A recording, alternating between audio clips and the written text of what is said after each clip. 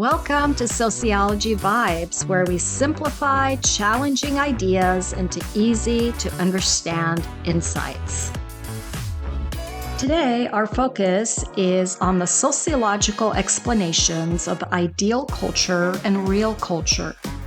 Have you ever been caught saying something and then doing another? For example, you told a friend you practice healthy eating, that she saw the fast food containers in your car. Now, ideal and real culture are very much like this. Cultural core values are the most important societal beliefs and represent society's ideal culture. In the United States, individualism, financial success, material comfort, romantic love, and equality are some of these core values. We learn and internalize these core values through socialization from a young age, starting with the family, and then the education, mass media, religious, political, and even economic institutions. These core values represent the ideal culture, and we receive all sorts of messages that we're expected to aspire to and live up to them. On the other hand, real culture involves a day-to-day reality that often does not live up to cultural ideals and expectations. In simple terms, people don't often live up to the cultural expectations. Sociologists study the gaps that exist between the ideal culture and real culture. So let's take a look at a few examples. The American dream is based on the idea that hard work pays off financially. Cultural messages promote achievement through individual efforts, sacrifice, and dedication. The ideal culture has people believing that anyone who works hard can be economically successful. However, real culture looks different. Achieving financial success in reality is much more complex and extends beyond hard work. Access to social networks and education, economic conditions, structural social inequalities, and other factors beyond individual control reveal that not everyone has the same opportunities to achieve financial success. Additionally, Americans, on average, tend to have higher debt than other countries. In American society, material comfort is encouraged. The ideal culture emphasizes access to a high standard of living and includes having the latest technology, gadgets, modern conveniences, nice homes, cars, and fashion. Cultural messages that having a comfortable standard of living brings happiness and satisfaction. Real culture, on the other hand, looks different. The wealth gap between the rich and poor is substantial in the United States, and income inequality is a social problem. The middle and especially lower income classes struggle to save money, and access to home ownership, quality health care, and education are a hardship for many.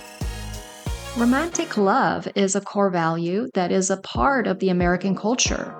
From a young age, romantic love is conditioned through the mass media, including Disney, romantic comedies with happy endings, popular songs that promote romance, date nights, over-the-top expensive weddings, and Valentine's Day, all contributing to romance as a virtue. Yet, real culture looks different. Contemporary trends show that young adults are foregoing love for economic security. Divorce rates are higher than the global average, and intimate partner violence is a social problem.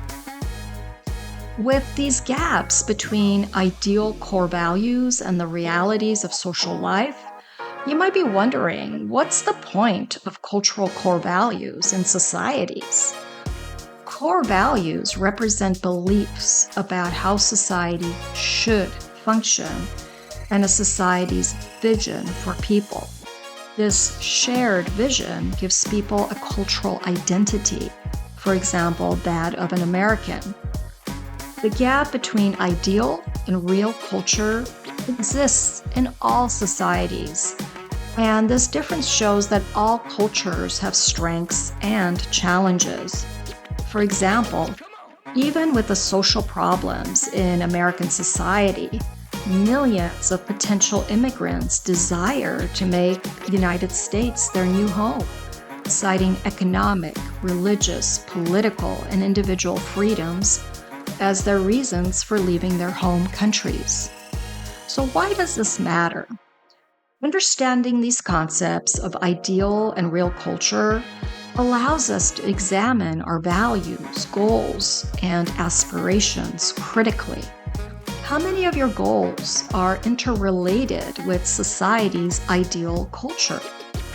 Understanding the gap between ideal and real culture can be valuable in letting go of self-judgments and feelings of failure. After all, we are socialized to aspire to an ideal version of ourselves that is often not based on real circumstances. Telling ourselves that we should do this or we should do that, and then feeling guilty when we don't, can reflect societal issues. Similarly, the same patterns can be observed in subcultures, such as your workplace. Your employer's mission statement and messaging might communicate that teamwork, collaboration, and honesty are valued. Yet in reality, the workplace culture might tolerate competition and unfair practices. And this contradiction between ideal and real culture can create confusion, frustration, and even burnout. So the next time you judge yourself for not meeting your potential, practice using the sociological perspective and expanding your lens. While we strive to meet certain ideals, the reality of life often gets in the way, and that's okay. And this makes sociology worth exploring further, don't you think? Thank you for watching. Be sure to comment below with your thoughts, questions, or any topics you'd like us to explore next. Let's keep the conversation going and our community growing. See you in the next Sociology Vibes video.